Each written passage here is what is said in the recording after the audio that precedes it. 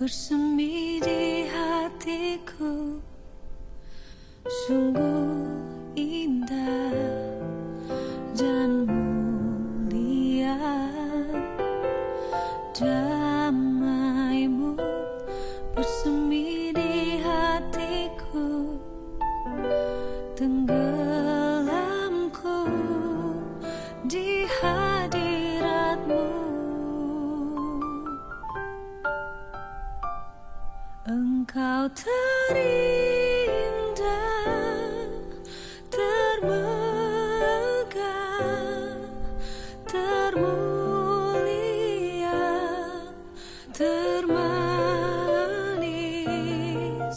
Oh Yesusku, hadirat-Mu menghanyutkanku, bawaku dekat padamu.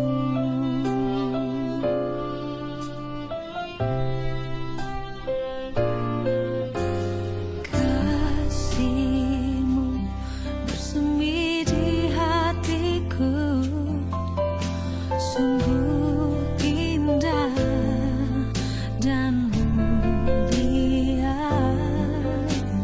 Damai-Mu bersemi di hatiku, tenggelamku di hadirat-Mu.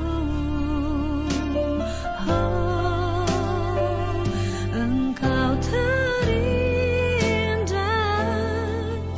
termegah, termulia, termanis. Oh Yesusku, hadirat-Mu menghanyutkanku, bawaku dekat padamu. Engkau terindah, termegah, termulia,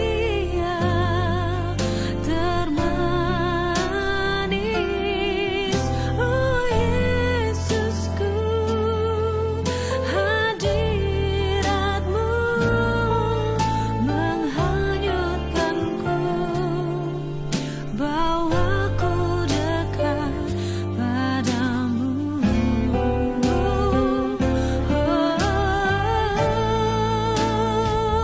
Engkau terindah,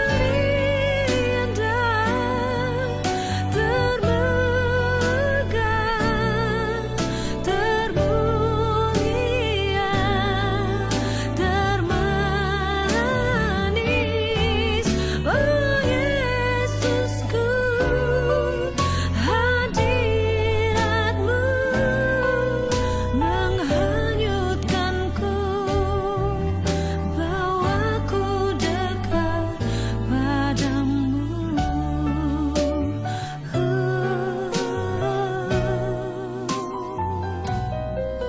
Menghanyutkanku, bawaku dekat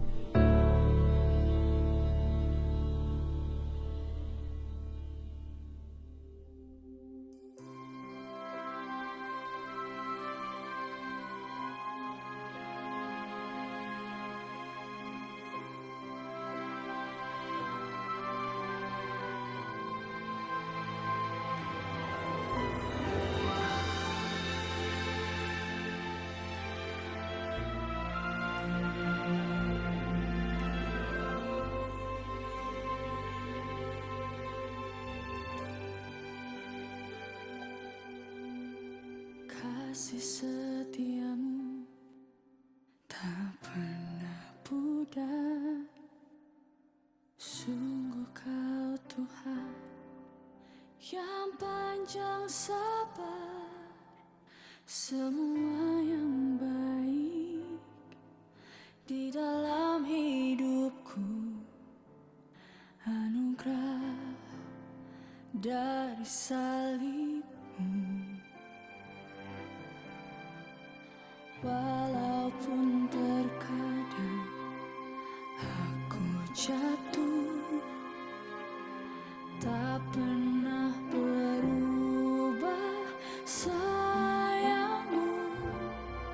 Sungguh tak kuduga kau tetap setia, menantiku untuk berlari padamu.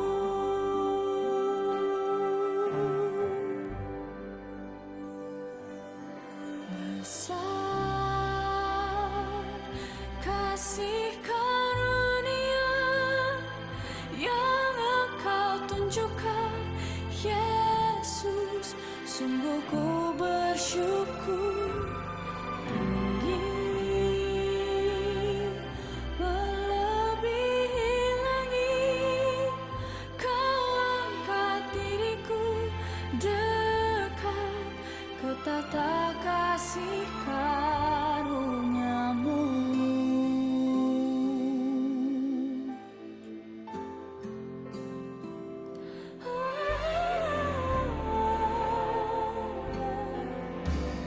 Walaupun terkadang aku jatuh,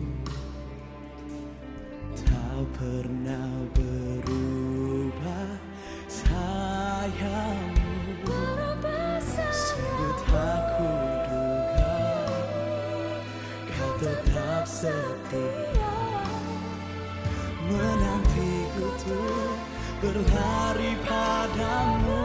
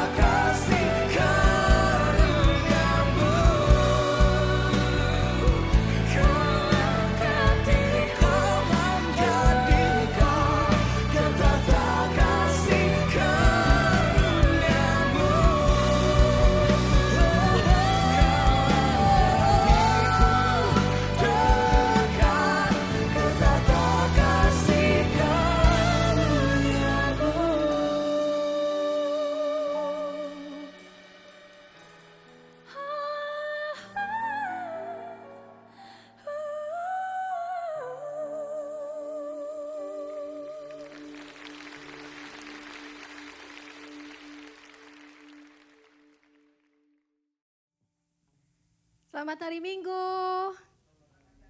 Shalom jemaat yang terkasih. Bertemu dengan saya lagi, dengan Jimmy lagi. And then kayak bukan suatu kebetulan, kayaknya tiap akhir bulan, minggu terakhir, kayaknya kita selalu berduet bersama. Oke.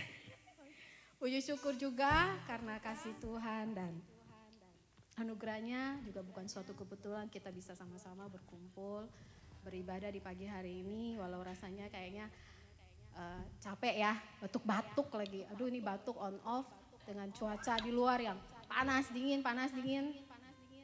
Tapi karena kasihnya juga kita bisa hadir, bisa sama-sama beribadah, bertemu muka dengan muka, masuk ke hadiratnya bersama. Ya Bang Semi?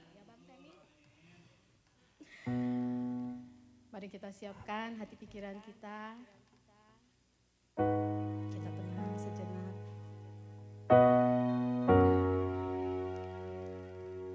Jemaat dipersilakan untuk bangkit kembali berdiri. Mari kita masuk lebih dalam lagi, masuk ke kedalaman hadirat-Mu. Terima kasih.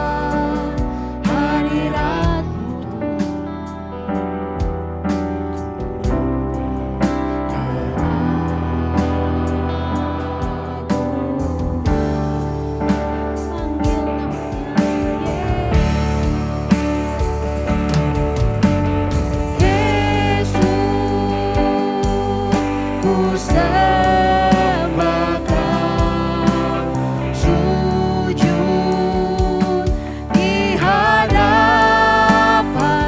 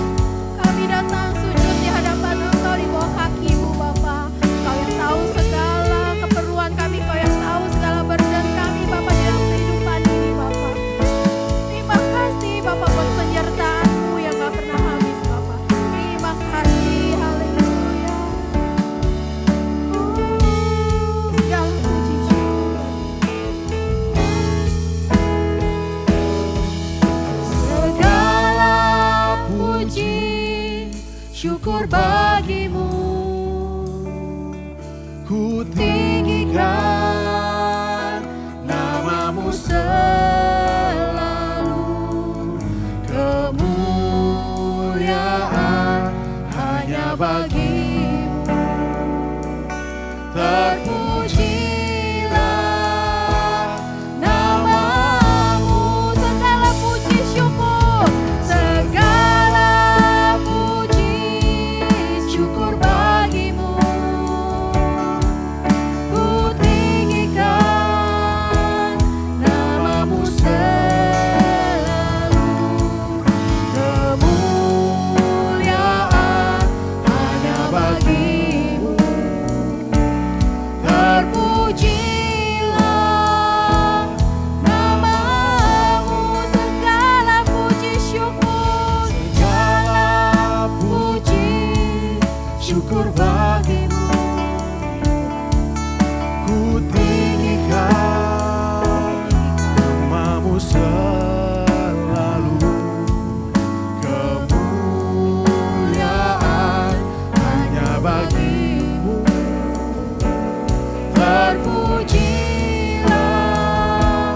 namamu, kemuliaan hanya bagimu Tuhan. Kemuliaan hanya bagimu. Terpujilah namamu, kemuliaan hanya bagimu. Terpujilah namamu.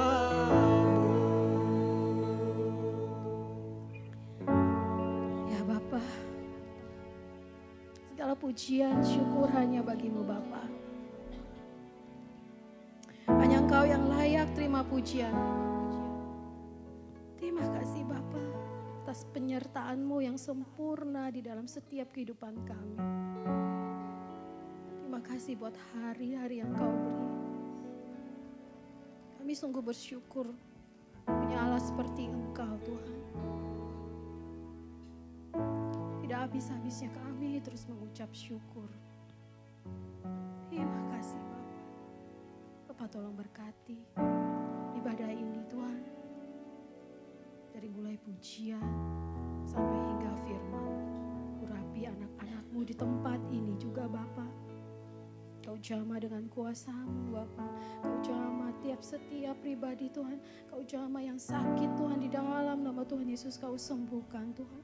Dan jika ada anak-anak-Mu datang yang sedang dalam berhati lemah, letih, lesu juga Tuhan. Tolong Tuhan Kau beri kelegaan.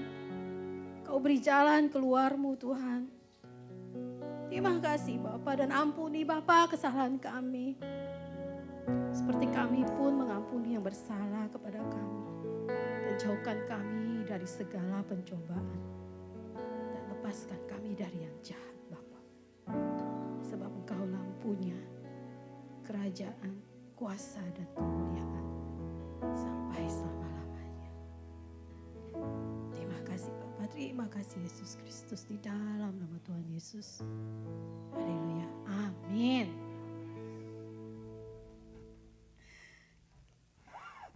Mari kita bersuka cita. Mari kita mau menari dan bernyanyi bagi Dia, sebab kasih Tuhan sungguh besar dan sungguh dalam.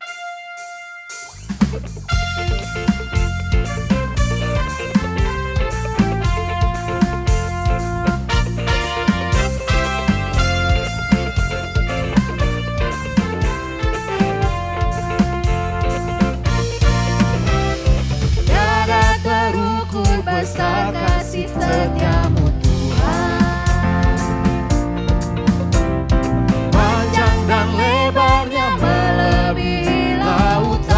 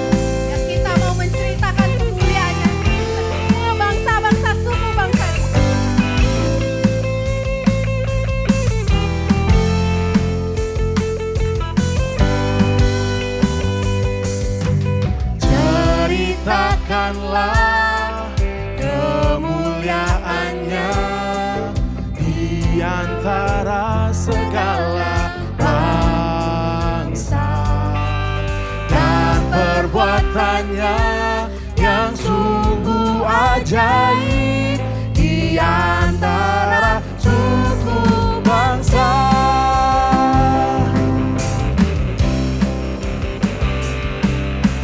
Dan maha besar dan sangat terpuji, Dia lebih dahsyat dari segala alam.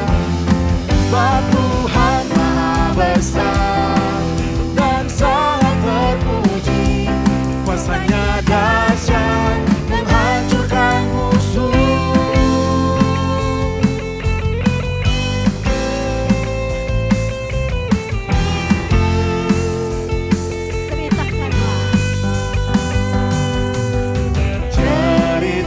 Ceritakanlah kemuliaannya di antara segala bangsa, dan perbuatannya yang sungguh ajaib di antara suku bangsa. Sebab Tuhan maha besar dan sangat terpuji, Dia lebih dahsyat dari segala alam. Sebab Tuhan maha besar dan sangat terpuji, kuasanya dahsyat menghancurkan musuh.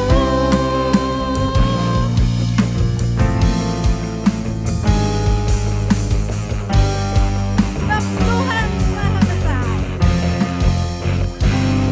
Sebab Tuhan maha besar dan sangat terpuji, Dia lebih dahsyat dari segala alam. Sebab Tuhan maha besar dan sangat terpuji, kuasanya dahsyat menghancurkan musuh. Katakan sebab Tuhan maha besar. Sebab Tuhan maha besar dan sangat terpuji, Dia lebih dahsyat dari segala alam.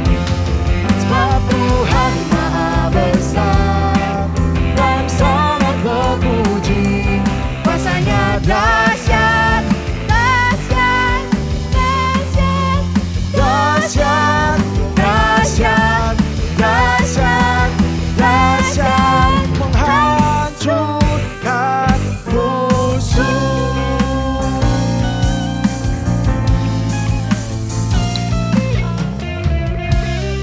Haleluya.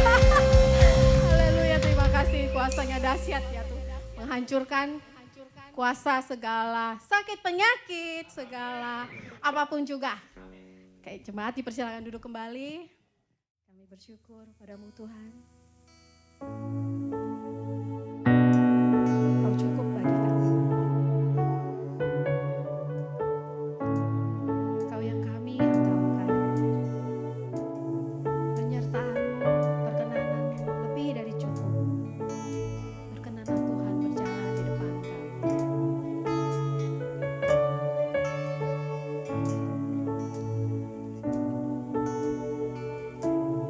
Malaikat-Mu Tuhan.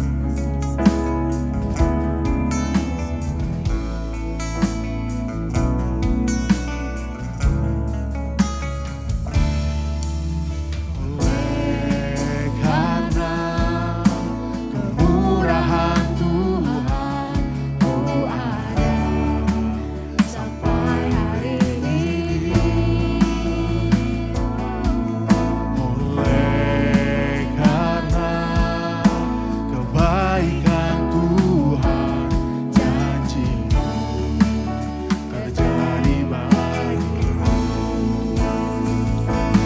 Ku sembah Kau Tuhan, ku mengangkat tanganku, selamanya Kau ajaib bagiku.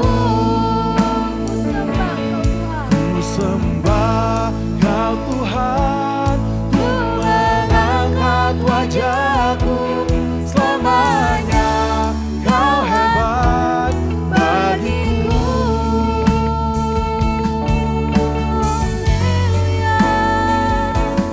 Kau ajaib Tuhan, Kau hebat Tuhan. Oh Jesus, siapakah kami ini Tuhan? Kau berikan kami kemurahan, Kau memberikan segala yang terbaik buat kami Bapa. Terima kasih Tuhan untuk setiap perjalanan kehidupan kami Bapa.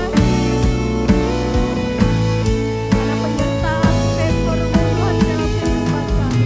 Biar kami Tuhan terus menjadi berkat buat orang-orang sekitar. Biar kami Tuhan menjadi kesaksian Tuhan di dalam setiap perjalanan kami Bapa. Ajar kami Bapa untuk peka. Ajar kami Tuhan tetap utuh setia dan taat hanya kepada Engkau. Sembah Kau Tuhan, ku mengangkat tanganku, selamanya Kau ajaib bagiku. Ku sembah Kau Tuhan, ku mengangkat wajahku, selamanya Kau hebat bagiku. Sembah Kau Tuhan, ku mengangkat tanganku, selamanya Kau ajaib bagiku. Ku sembah Kau Tuhan, ku mengangkat wajahku, selamanya Kau ajaib bagiku. Selamanya Kau hebat bagiku. Selamanya Kau hebat bagiku. Selamanya Kau hebat. Selamanya Kau hebat bagiku.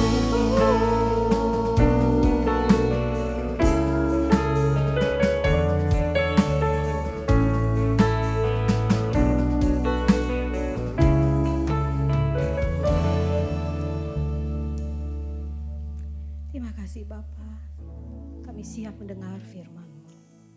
Urapi setiap kami, berbicara pada setiap hati kami Bapa, agar kami memahami segala kehendak-Mu.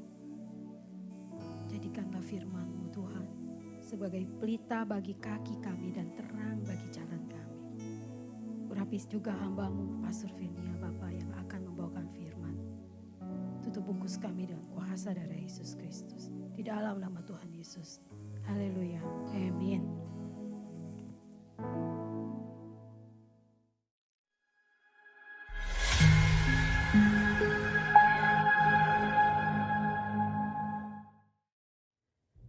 Every day, we wake up into a life we did not design. Some moments make sense. Others leave us with questions. Why am I here? Why is this happening? Why does it feel like nothing is changing? We often call it coincidence. But what if none of this is random? What if the season you are in right now has been seen by God, known by God, and allowed by God? The Bible shows us again and again, God is a God who places. He placed Saul at the right time.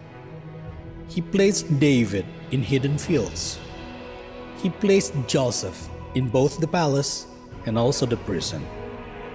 Not because the journey was easy, but because their lives were in His hands. A granted life is not a perfect life. It is a life entrusted by God. God never places us where His grace cannot sustain us. And when God marks a life, He does not always change the situation, but He always begins a transformation. A life that is not free from problems, but never free from God. A life placed by His wisdom, filled with His presence, shaped by His process, and held by His time. This February, we are invited to see life differently, to stop calling our lives an accident and start calling them grace. Because your life is not random, your season is not wasted, your story is not finished. You are granted a life given by grace, a life led by God, a life that matters.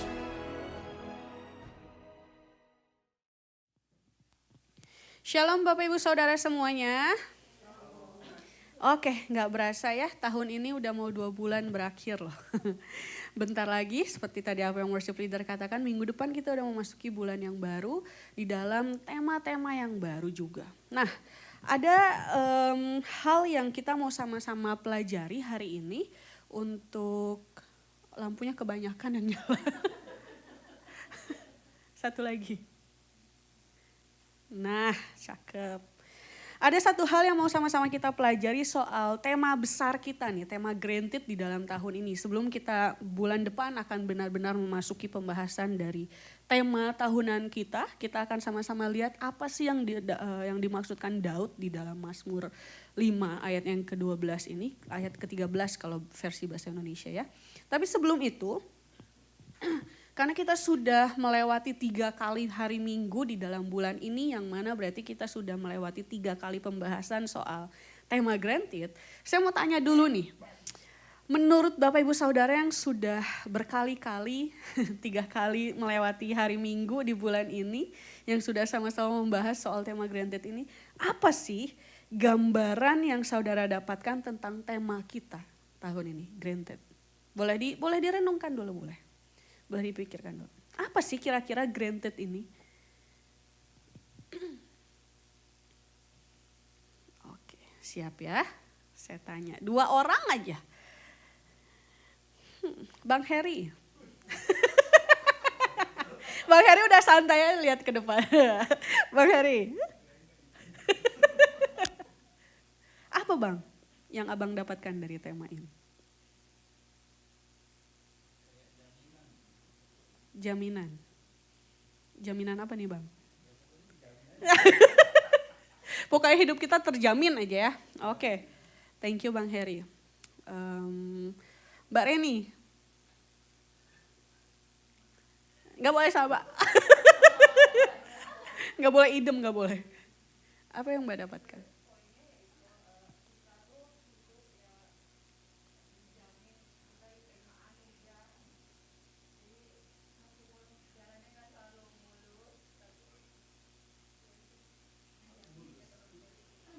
Sebenarnya sama, cuman lebih panjang ya. Kita ini dijamin hidupnya untuk tetap menerima anugerah meskipun jalannya gak mulus. Nah, kita mau sama-sama lihat dulu nih, apa sih kata granted ini? Sebenarnya kalau kita lihat di dalam Alkitab kita, ada 10.000 kali lebih kata ini disebutkan. Meskipun memang dari asal katanya, ketika diterjemahkan ke dalam bahasa Indonesia, bahasa Inggris, dan bahasa lain-lainnya, itu diterjemahkan ke dalam kata-kata yang berbeda. Kalau di dalam bahasa Inggris ada sebenarnya dari kata yang sama nih diterjemahkan sebagai kata give, bestow, appoint, allow, show favor atau juga ordain. Tapi sebenarnya maknanya sama. Tentang apa sih granted ini? Kalau kita lihat sama-sama di dalam Alkitab kita, ketika Alkitab kita berkali-kali menunjukkan kata granted ini, sebenarnya kata yang sama meskipun di dalam konteks yang berbeda-beda digunakan, meskipun di dalam kejadian yang berbeda-beda kata ini disebutkan, sebenarnya ketika Alkitab kita mengatakan atau menunjukkan kata granted, kata ini sedang merujuk kepada sesuatu yang diberikan atau dianugerahkan oleh Tuhan. Nah, sesuatu yang diberikan atau dianugerahkan oleh Tuhan, yang mana sesuatu yang diberikan ini menunjukkan kasih karunia-Nya Tuhan, belas kasihannya Tuhan, dan juga kehendaknya Tuhan yang berdaulat di dalam kehidupan manusia. Nah, sampai sini kita sudah sama-sama paham bahwa ketika kita melihat kata granted berarti ada sesuatu yang diberikan kepada manusia. Nah, ketika tadi saya menyebutkan bahwa di Alkitab kita beribu-ribu kali kata ini disebutkan, sebenarnya apa aja sih yang Tuhan bisa berikan di dalam kehidupan kita? Ada beberapa hal yang mau sama-sama kita lihat di dalam konteks Alkitab kita. Ada 6 hal setidaknya ketika Alkitab kita menunjukkan bahwa Tuhan ini adalah seseorang, sesosok gitu ya, yang bisa menganugerahkan sesuatu atau memberikan sesuatu kepada kita. Ada beberapa hal yang mau sama-sama kita lihat dan kita akan terima sepanjang tahun ini. Yang pertama, kasih karunia dan berkat ilahi. Kalau Bapak Ibu Saudara melihat ayat-ayat yang dicantumkan, di situ ada beberapa konteks yang diangkat ya. Tapi kalau kita sama-sama lihat, Allah kita ternyata sanggup untuk menganugerahkan, bahkan dia rindu untuk menganugerahkan, memberikan kasih karunia kepada setiap kita semua. Yang kita tahu bahwa kasih karunia ini bukan sesuatu yang kita dapatkan secara layak ya. Kasih karunia kita dapatkan karena memang sang pemberi ingin memberikan itu, makanya disebutkan kasih karunia. Lalu yang kedua, doa yang dijawab, terutama ketika kita masuk ke dalam perjanjian baru. Di situ Yesus sendiri mengajarkan doa Bapa kami yang tadi juga didoakan oleh worship leader kita. Kenapa? Kalau kita lihat di dalam perjanjian lama, sebenarnya nggak semua orang itu bisa benar-benar datang sendiri kepada Tuhan. Mereka perlu pengantara. Makanya di perjanjian baru ditegaskan bahwa semua dari kita bisa berdoa langsung kok sama Tuhan. Ketika kita merindukan sesuatu, Bapak Ibu Saudara nggak usah datang ke pendeta untuk didoakan sebenarnya. Tapi ya kalau butuh dukungan doa ya feel free untuk datang kepada kami para pendeta di gereja ini. Tapi sebenarnya kita semua ini layak untuk datang kepada Tuhan dan berdoa.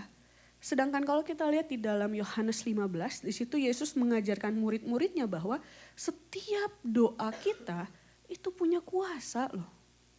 Kayak jangan macam-macam di dalam doa kita ya. Jangan asal sebut di dalam doa kita ya. Karena di dalam apa yang kita ucapkan kepada Tuhan itu ada kuasanya. Kalau Tuhan kabulkan, apa enggak kocar-kacir kita kalau kita asbun. Jadi hati-hati ketika kita berdoa sama Tuhan.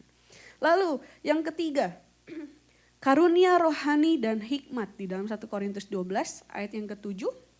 Di situ kita bisa sama-sama lihat bahwa ada karunia-karunia yang bisa Roh Kudus nyatakan di dalam setiap hidup kita ketika kita minta. Maka ada karunia-karunia, ada kemampuan-kemampuan roh yang bisa diberikan kepada setiap kita untuk memenuhi tujuannya Allah dalam hidup kita. Lalu apalagi? Yang keempat, keselamatan dan kehidupan kekal. Ini udah pasti karunia yang paling tinggi ya. Sesuatu yang Allah berikan yang paling berharga dalam kehidupan kita. Kenapa? Karena kita gak bisa selamat dengan diri kita sendiri.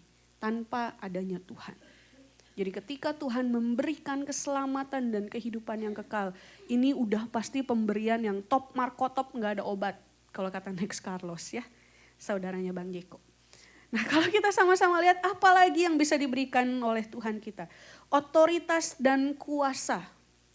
Di situ kita bisa sama-sama lihat bahwa otoritas ini diberikan kepada seseorang, kepada kita semua orang-orang percaya ketika kita minggu lalu sudah belajar sama-sama soal pengurapan ya. Otoritas itu bisa diberikan kepada setiap kita supaya apa? Supaya kita bisa memenuhi tujuannya Allah dalam hidup kita. Kita diberikan kuasa. Lalu yang terakhir, penderitaan karena Kristus. Kalau kita sama-sama lihat di dalam Filipi 1 ayat yang ke-29, di situ Alkitab menyatakan bahwa ada sebuah ajakan untuk sama-sama menderita bersama-sama dengan Tuhan. Mungkin ada beberapa di antara kita yang mempertanyakan, kok Tuhan ngajakinnya menderita sih? Pasangan saya aja gak pernah tuh ngajak saya menderita, selalu dibuat senang. Ada amin? Kok Tuhan ngajak kita menderita sih? Justru ketika kita melihat sama-sama di dalam perspektif pandangan kita kepada Tuhan, ternyata menderita bersama-sama Tuhan ini adalah sebuah privilege loh. Ini adalah sebuah hak istimewa dan panggilan buat setiap kita semuanya. Karena apa? Karena di dalam kesulitan kita, di dalam penderitaan kita, di situ kuasa Tuhan sempurna. Ada beberapa teolog yang bilang bahwa justru kita bisa benar-benar mendengar Allah dengan begitu keras, kita bisa merasakan Allah dengan begitu dekat ketika kita ada di dalam sebuah penderitaan. Makanya panggilan untuk menderita ini adalah sebuah hak istimewa bagi kita semua untuk dapat merasakan Yesus, untuk dapat merasakan Tuhan lebih lagi di dalam setiap hidup kita. Nah, dari keenam hal ini ketika kita sama-sama lihat bahwa Tuhan sanggup untuk memberikan kasih karunia dan berkat ilahi kepada kita semua di dalam tahun ini, ada amin? Tuhan sanggup menjawab setiap doa di dalam tahun ini, amin? Tuhan sanggup untuk kembali mengaruniakan kita karunia-karunia rohani dan hikmat, amin. Tuhan sanggup juga untuk memberikan keselamatan dan kehidupan kekal bahkan buat keluarga-keluarga kita yang belum percaya mungkin pada saat ini, amin. Tuhan sanggup untuk memberikan kita otoritas dan kuasa di dalam tahun ini, amin. Tuhan sanggup untuk memberikan penderitaan kepada kita dalam tahun ini, ada amin. Nah, kalau kita sama-sama lihat pada dasarnya ternyata tahun ini tema Granted kita ini ternyata kita mau sama-sama diajak untuk melihat tentang providensia Allah. Mungkin ada beberapa orang yang baru dengar kata providensia ini ya.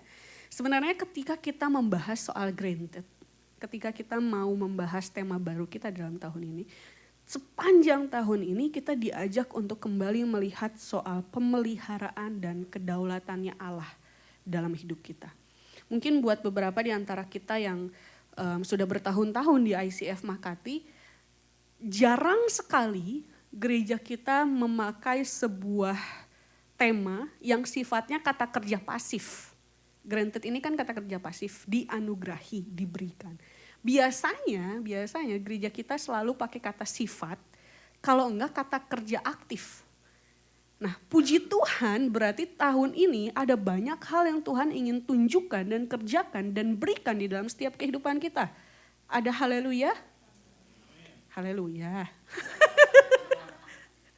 Puji Tuhan, kita bersyukur untuk tema kita tahun ini. Tapi kita mau sama-sama lihat bahwa ternyata apa yang kita sama-sama mau lihat dan mau terima dari Tuhan, pemeliharaan dan kedaulatan Allah ini, providensia Allah ini tidak pernah membatalkan tanggung jawab kita sebagai manusia. Jadi saya mau mengajak kita semua untuk melihat bahwa tahun ini kita mau sama-sama mempersiapkan diri untuk melihat dan menerima apa yang Tuhan bisa lakukan dan berikan dalam hidup kita.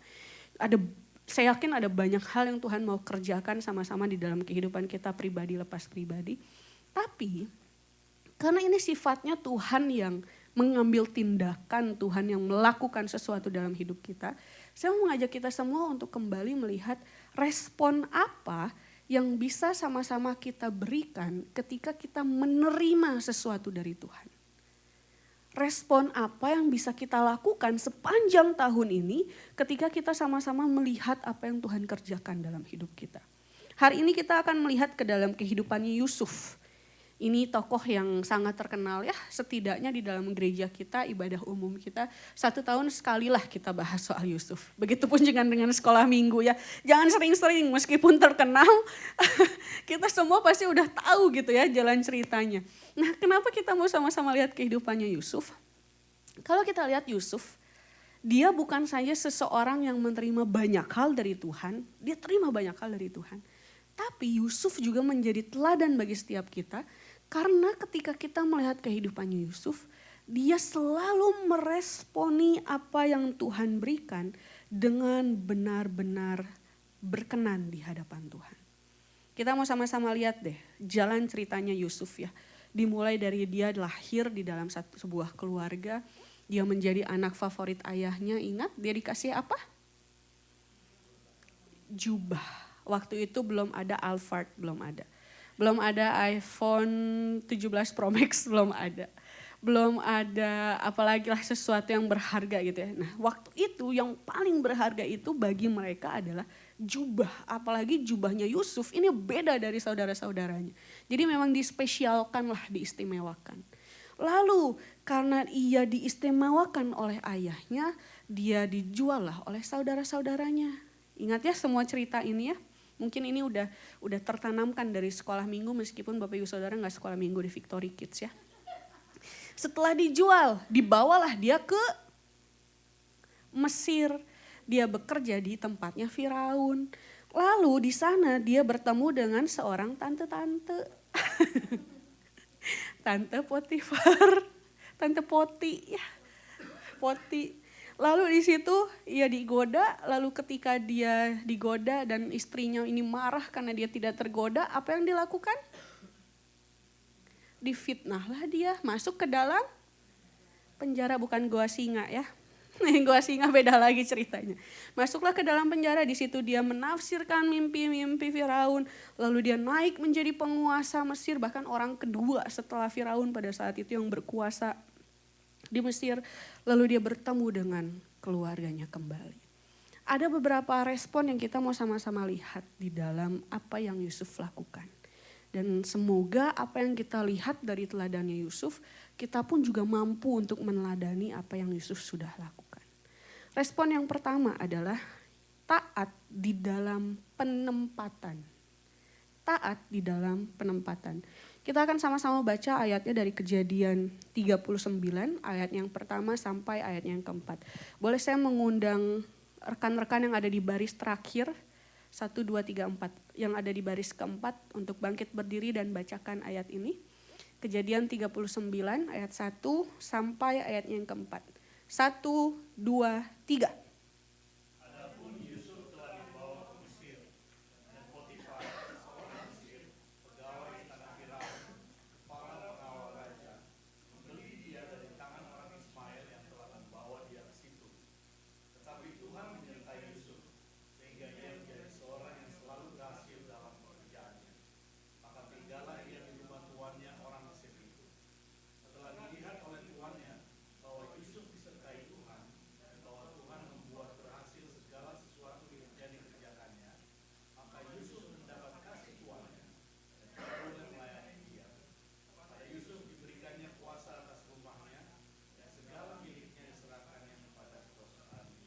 Terima kasih, silakan kembali duduk. Kalau kita sama-sama lihat di sini ada beberapa kali dikatakan bahwa Tuhan menyertai Yusuf. Ingat ya, Tuhan melakukan sesuatu di dalam hidupnya Yusuf, tapi Yusuf tidak menjadi pribadi yang tinggal diam. Ada respon yang dia lakukan. Apa sih? Kalau kita lihat di dalam perjalanannya Yusuf ya, justru ketika kita sama-sama perhatikan Yusuf telah dibawa ke Mesir. Bukan untuk lanjut sekolah, bukan. Untuk jadi budak. Jadi ada sebuah kemunduran sebenarnya kalau kita lihat dari seseorang yang diistimewakan di rumahnya, anak kesayangannya papa. Lalu dia dibawa ke Mesir bukan karena kehendaknya, bukan karena keinginannya. Dan di Mesir pun dia dijadikan sebagai seorang budak. Tapi kalau kita lihat di dalam ayatnya yang kedua di situ dikatakan Tuhan menyertai Yusuf sehingga ia menjadi seseorang yang selalu berhasil. Kalau kita lihat kata berhasil di sini sebenarnya bukan sesuatu yang diusahakan oleh sendiri-sendiri. Tapi kata berhasil di sini ketika kita lihat dari bahasa Ibraninya itu kata salak. Bukan buah salak ya.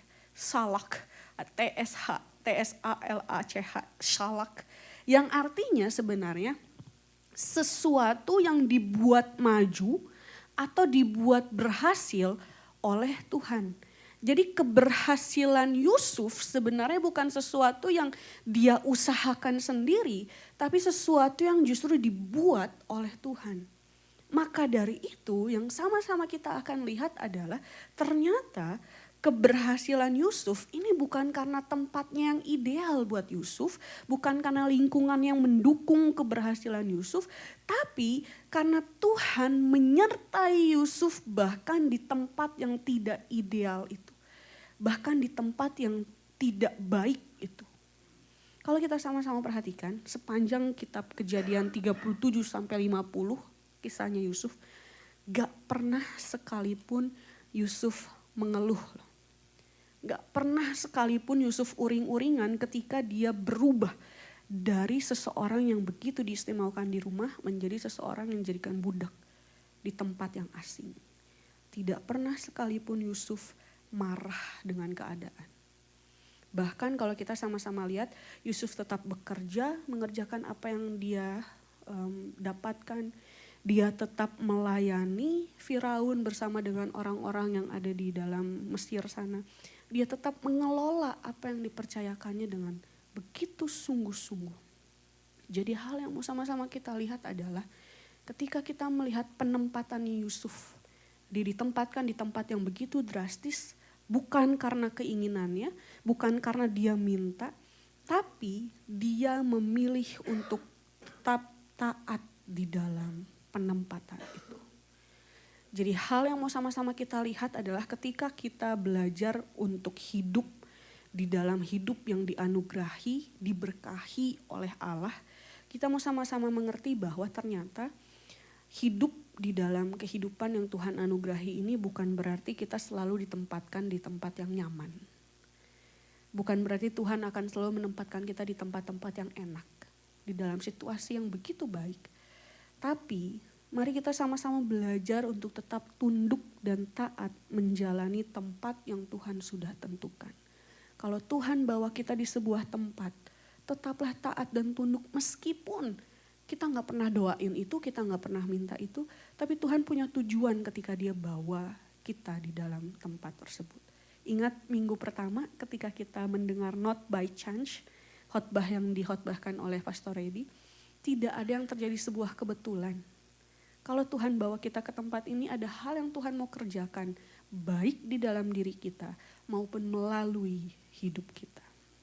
Yang kedua yang Yusuf teladani bagi setiap kita. Dia tetap kudus di dalam menghadapi cobaan. Di sini ada yang belum cukup umur.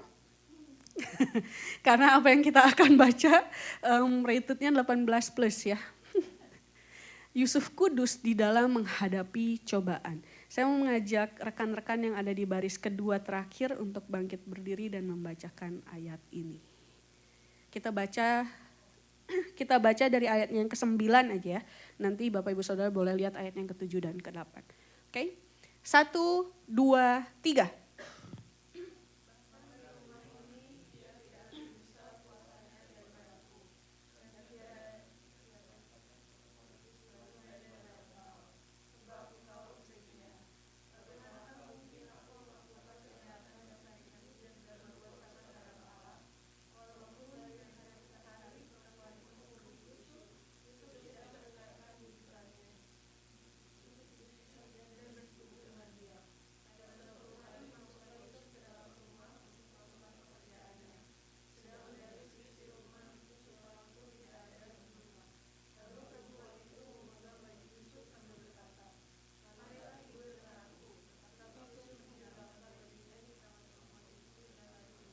Terima kasih, silakan kembali duduk. Kalau kita lihat dari ayat yang ke-7 dan ayat yang ke-8, di situ Potifar sedang menggoda Yusuf ya. Di situ di ayat yang ke-7 dikatakan selang beberapa waktu istri tuannya yang mana Potifar memandang Yusuf dengan birahi. Lalu katanya, marilah tidur dengan aku. Nah, ketika Yusuf nih seseorang yang masih muda, seseorang yang gak dipantau sama keluarganya, bahkan dipercaya oleh tuannya, ketika dia mendengar ajakan itu dari istri bosnya, istri tuannya, Yusuf bilang, kalau kita lihat nih ya tante, saya gak tahu ya Yusuf manggil Potifar ini apa ya, tapi anggap saya tante. Tante, di dalam rumah ini gak ada yang kekuasaannya jauh lebih besar daripada aku. Bahkan Firaun pun kekuasaannya tidak lebih besar dibandingkan aku. Di situ dikatakan. Tapi masa mungkin sih aku berbuat dosa di hadapan Allah? Yusuf gak bilang, mana mungkin aku berbuat dosa di hadapan Tuanku. Tapi Yusuf bilang, mana mungkin sih aku berbuat dosa terhadap Allah. Padahal di situ suaminya Potifar pun lagi gak ada doh. Kalau dia mau, kalau dia bisa, dia hajar itu Potifar. Tapi yang kita mau sama-sama lihat adalah bahkan ketika Yusuf bajunya ditarik dan terlepas pun yang Yusuf lakukan adalah kabur, lari. Kebayang gak orang-orang yang ada di situ terus tiba-tiba lihat Yusuf lari-lari gak pakai baju. Karena bajunya udah ditarik sama Potifar di situ kan. Istri Potifar di situ.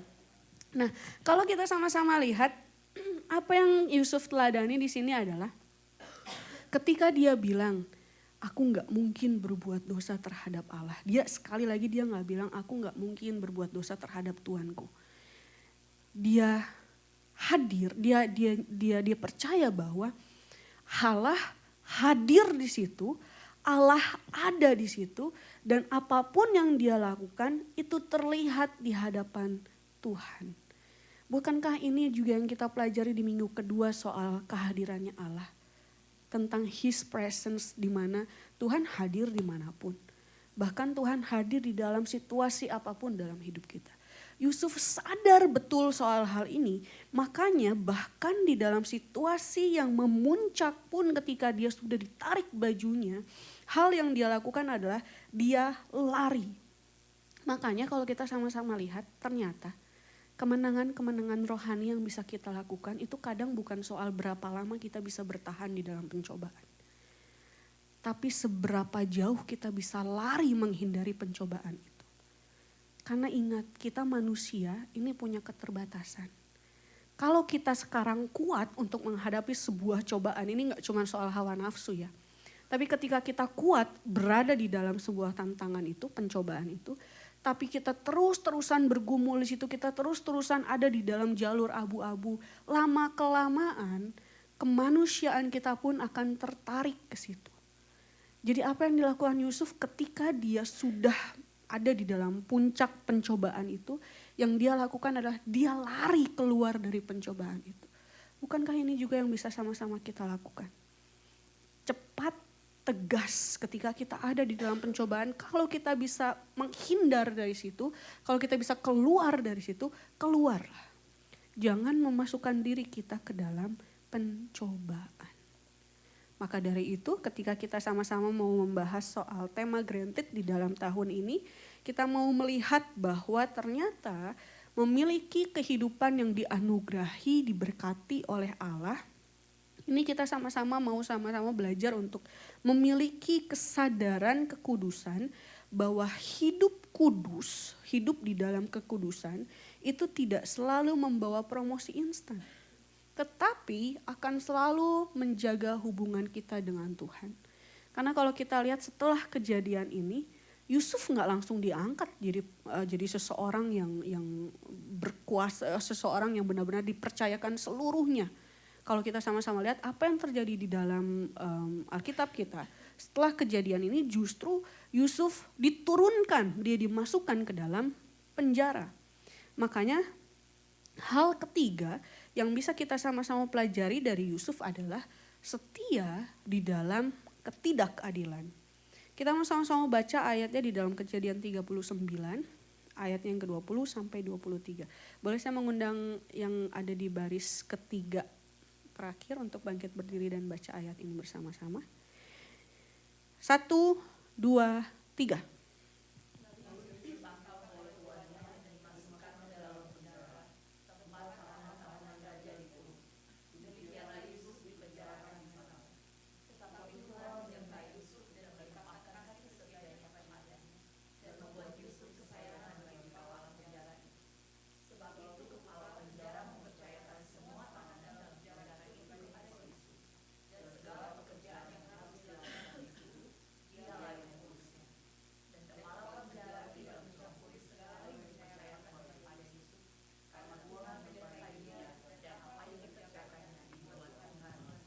Terima kasih, silakan kembali duduk.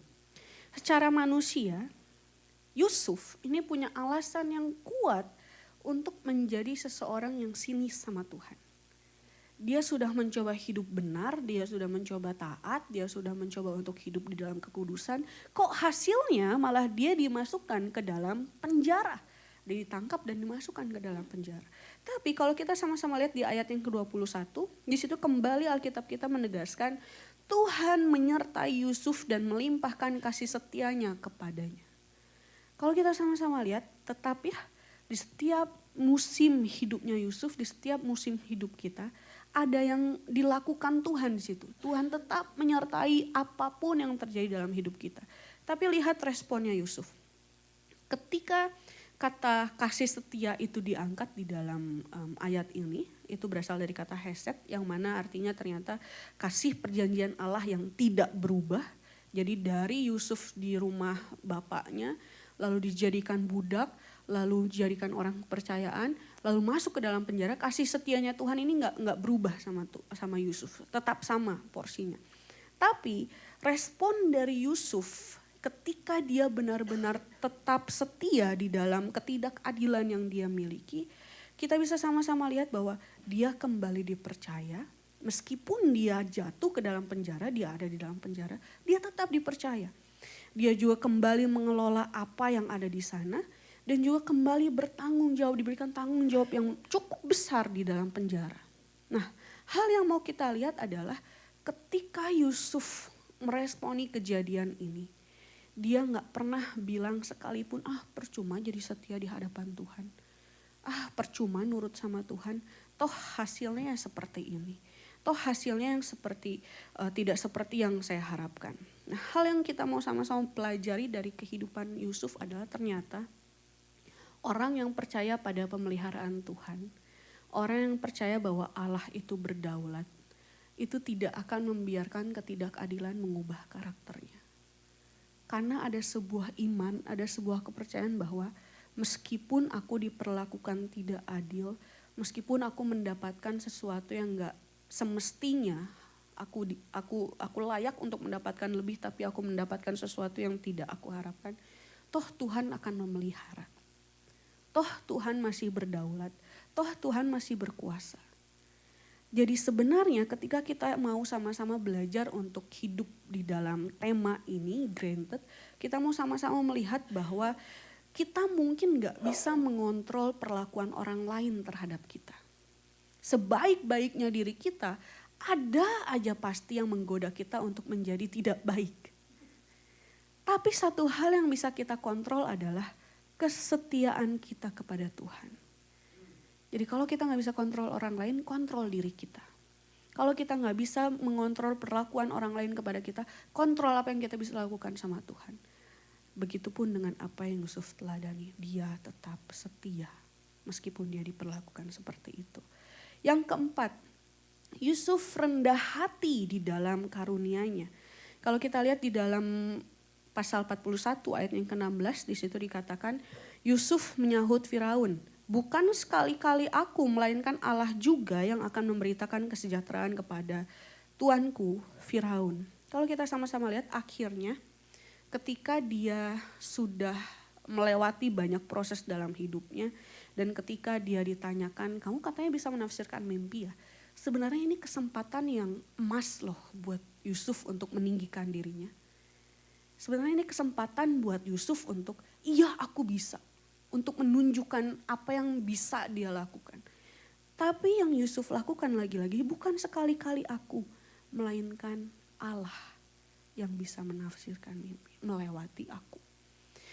Kalau kita lihat sama-sama, ternyata apa yang Yusuf teladani di sini adalah Yusuf menunjukkan bahwa setiap karunia itu datangnya daripada Tuhan. Itu datang karena anugerah yang Tuhan berikan, bukan karena kehebatan pribadinya Yusuf. Maka dari itu, ketika kita sama-sama menjalani kehidupan di dalam tahun ini, ketika kita sama-sama membahas soal granted ini, kita mau sama-sama melihat bahwa hidup yang dianugerahi Allah, hidup yang dikaruniai Allah, ini seharusnya tidak membuat kita menjadi seseorang yang tinggi hati. Kita nggak menjadi seseorang, iya Tuhan sudah melakukan banyak hal buatku. Karena aku memang sudah baik di hadapan Tuhan. Karena aku memang sudah menuruti apa yang Tuhan inginkan. Tidak.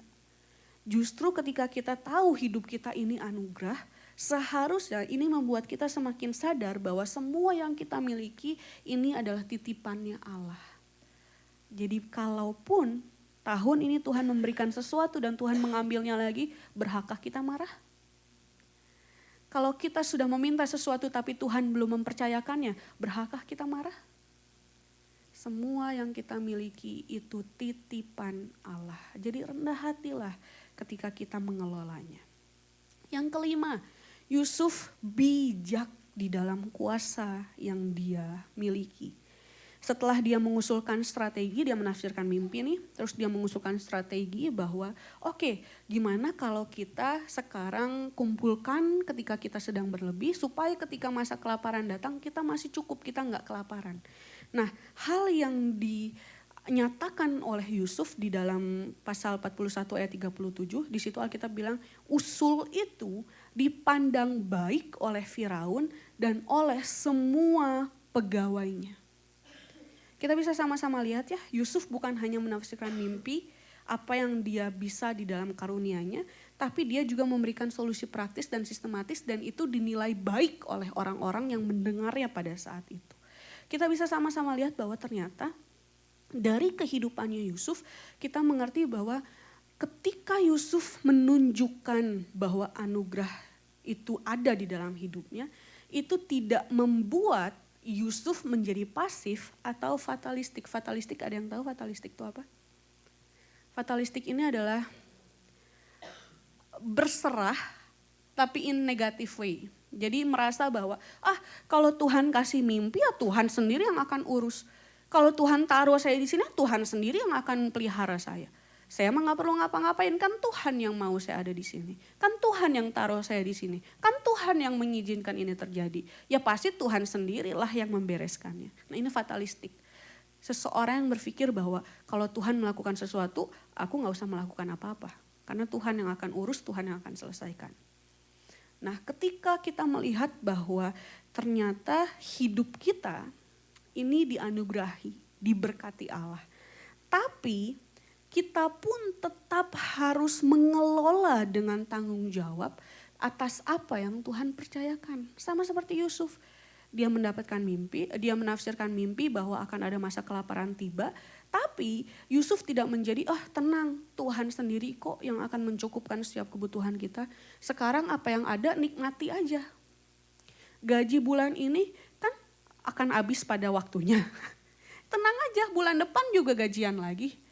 Tidak, kita menjadi seseorang yang menerima anugerah, tapi kita pun perlu mengelola dengan bertanggung jawab apa yang Tuhan anugerahi. Inilah yang diteladani oleh Yusuf. Lalu yang terakhir, mengampuni di dalam luka. Boleh saya mengajak barisan pertama ya, hanya 2 orang, puji Tuhan. Cicincing dan Bang Jejo. Kita akan sama-sama membaca ayat ini, Kejadian 45 ayat 5-8. 1, 2, 3. Sekarang janganlah bersusah hati dan janganlah menyesali diri, karena kamu menjual aku ke sini. Sebab untuk memelihara kehidupanmu, Allah menyuruh aku mendahului kamu. Karena telah 2 tahun ada kelaparan dalam negeri ini, dan selama 5 tahun lagi orang tidak akan membajak atau menuai. Maka Allah telah menyuruh aku mendahului kamu untuk menjamin kelanjutan keturunanmu di bumi ini dan untuk memelihara hidupmu. Sehingga mengingatkan dari bukanlah kamu menyuruh ini, tapi Allah dialah yang telah menetapkan aku sebagai bapa bagi Firaun dan tuan atas seluruh istananya dan sebagai kuasa atas seluruh manusia. Terima kasih, silakan kembali duduk. Kalau kita lihat sebelum ada peristiwa ini, ketika Yusuf benar-benar tahu bahwa orang yang datang ke Mesir itu adalah saudaranya, dan dia sadar bahwa itu orang-orang yang sudah menjual dia di masa lalu, ada sebuah scene yang kadang kita lupa dan gak lihat. Ketika dia tahu bahwa itu saudara-saudaranya, apa yang dilakukan Yusuf? Ada yang tahu nggak? Hah? Lari, pura-pura nggak kenal, terus dia pergi, dia nangis. Untuk Yusuf bisa bilang, janganlah bersusah hati dan janganlah menyesal karena kamu menjual aku ke sini.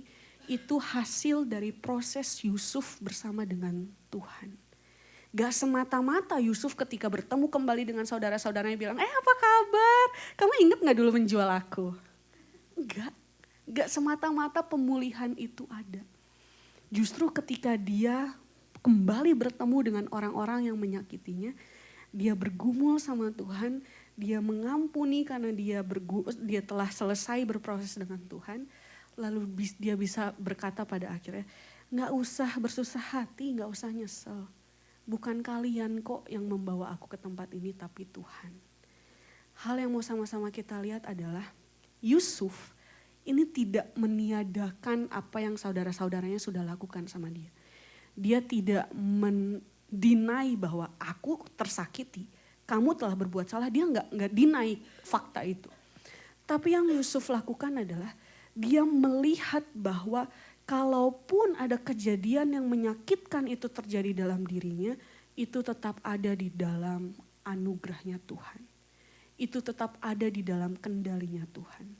Bahkan di dalam peristiwa yang tidak mengenakan pun, Tuhan ada di balik itu semua.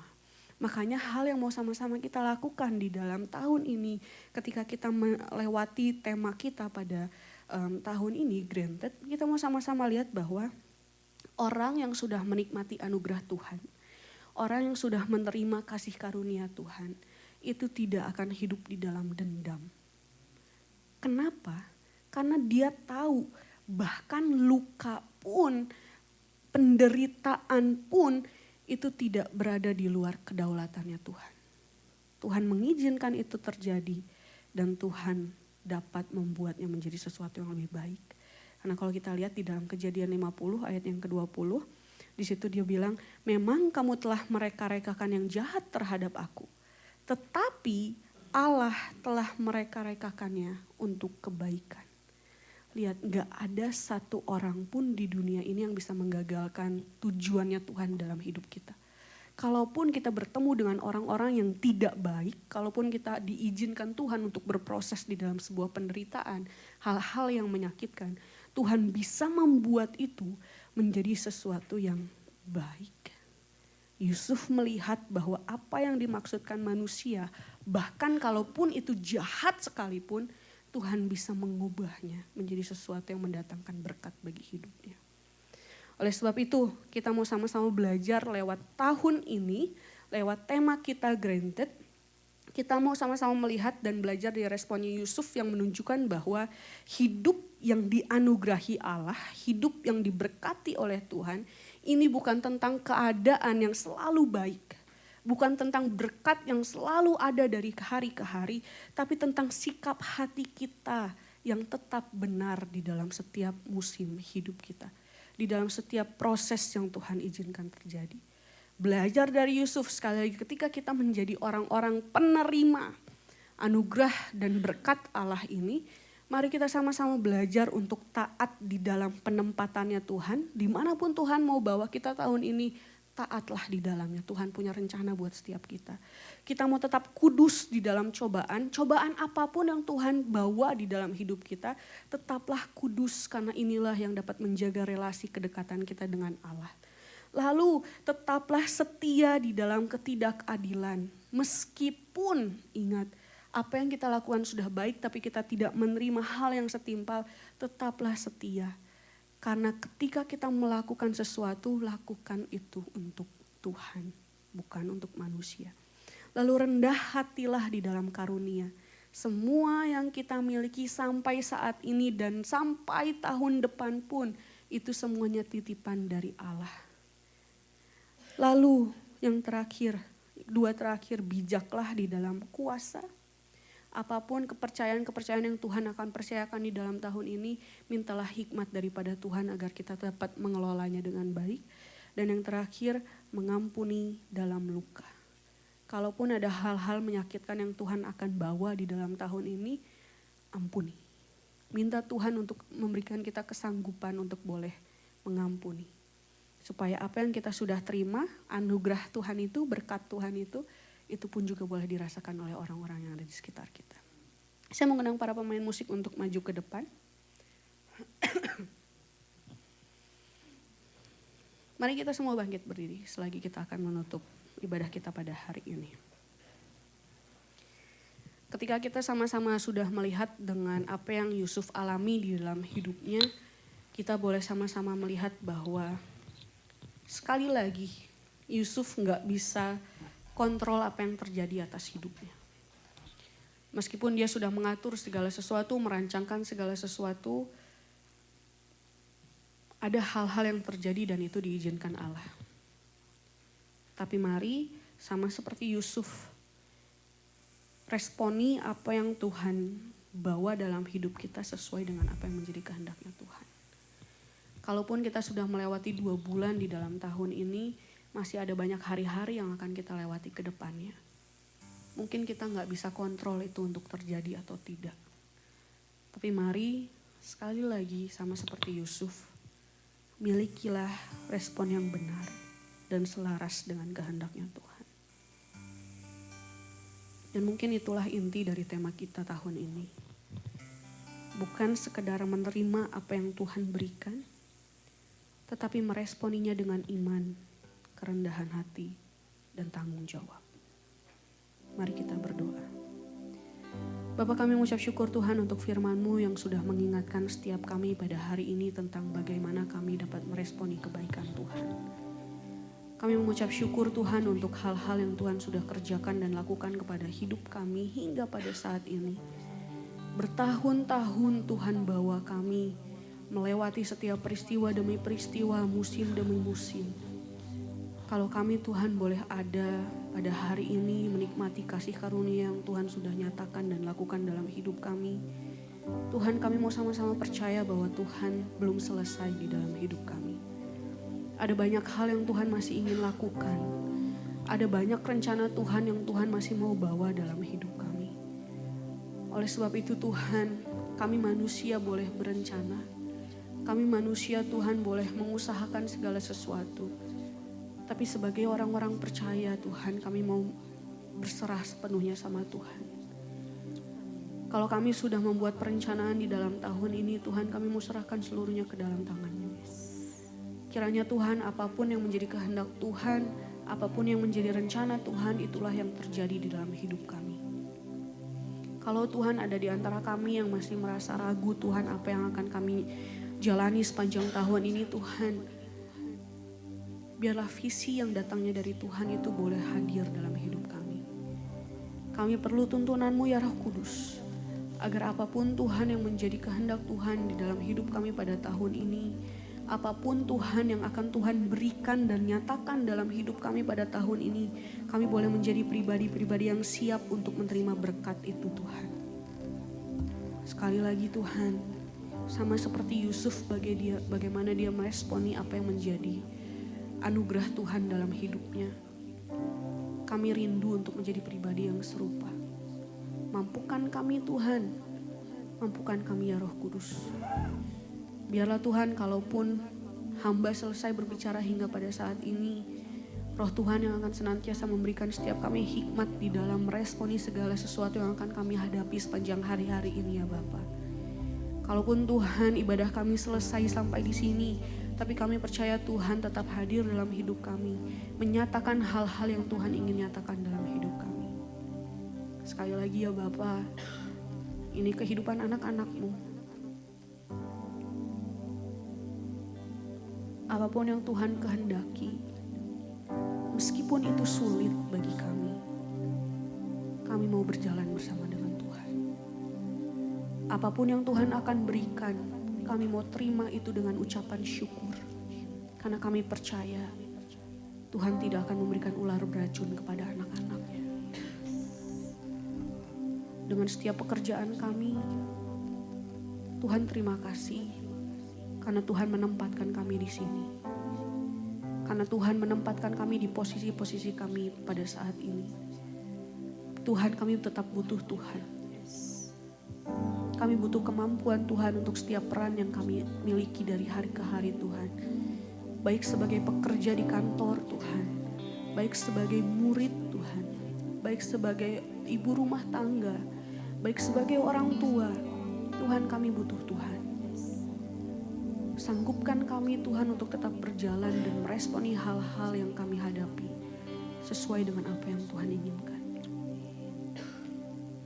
Mari kita angkat kedua belah tangan kita. Tuhan memberkati engkau dan melindungi engkau. Tuhan menyinari engkau dengan wajahnya dan memberi engkau kasih karunia. Tuhan menghadapkan wajahnya kepadamu dan memberi engkau damai sejahtera. Terimalah berkat daripada Allah Bapa, kasih karunia daripada Tuhan Yesus Kristus, serta persekutuan dengan Roh Kudus mulai saat ini sampai Maranatha Tuhan Yesus datang untuk menjemput setiap kita semuanya. Terpujilah nama Tuhan untuk selama-lamanya. Bapa, terima kasih.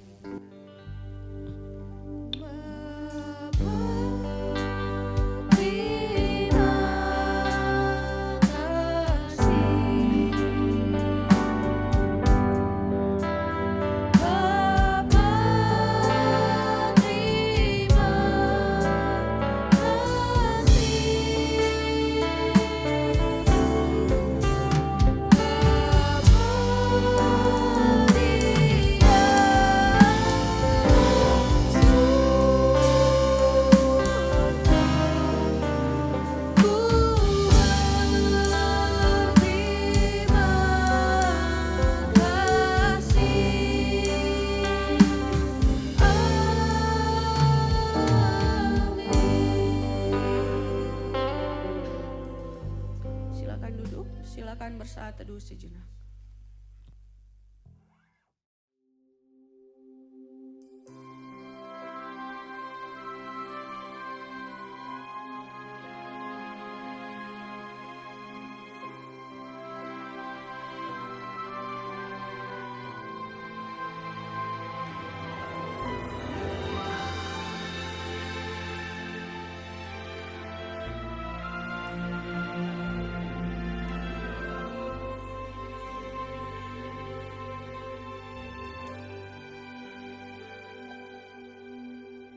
Kasih setiamu tak pernah pudar.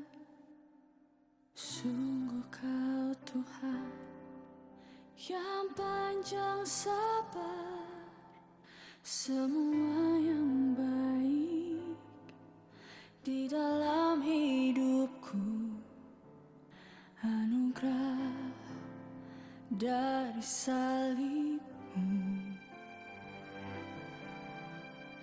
Walaupun terkadang aku jatuh, tak pernah berubah sayangmu. Sungguh tak kuduga kau tetap setia, menantiku untuk berlari padamu.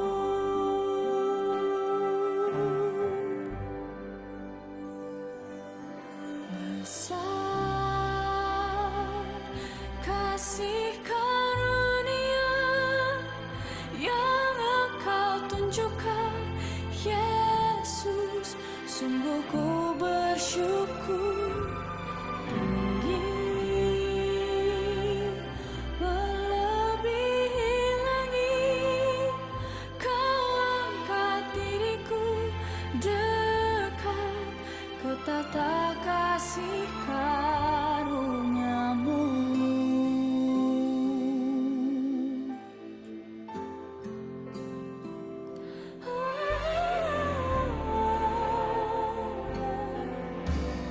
Walaupun terkadang aku jatuh, tak pernah berubah sayangmu. Sungguh tak kuduga